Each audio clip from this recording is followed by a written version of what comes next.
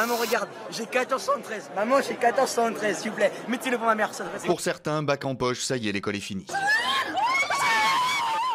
Le plus beau jour de ma vie. J'ai très bien.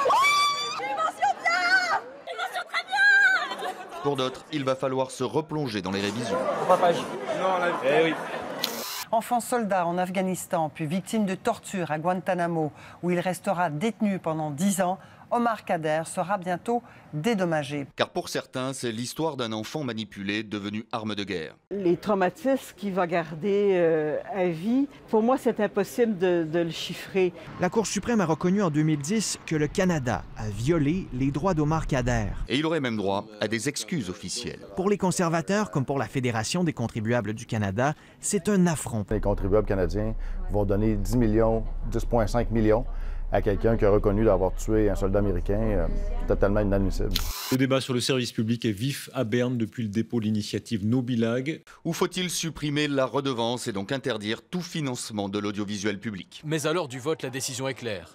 Hors de question pour la Commission des télécommunications du Conseil national de supprimer la redevance radio-TV. Il y a aussi là derrière une question de respect des minorités linguistiques, équilibre dans notre pays. C'est non également à un contre-projet à l'initiative qui prônerait une diminution de la redevance. Et aujourd'hui, j'ai un peu l'impression qu'on tue ce débat. Le débat est loin d'être terminé, les Suisses devraient se prononcer l'an prochain. On peut parler d'un pipi qui a fait couler beaucoup d'encre. Et oui, comme quoi on a beau être l'une des mascottes du cyclisme belge. N'est pas un mannequin piste qui veut. Au contrôle antidopage, Philippe Gilbert était en panne sèche. Il lui a fallu 2h30 pour satisfaire un besoin visiblement peu pressant.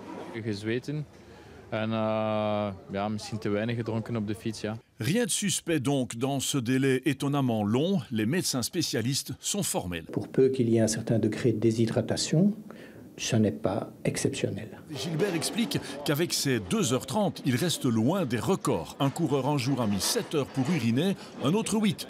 Tegen die mensen ben ik nog redelijk snel.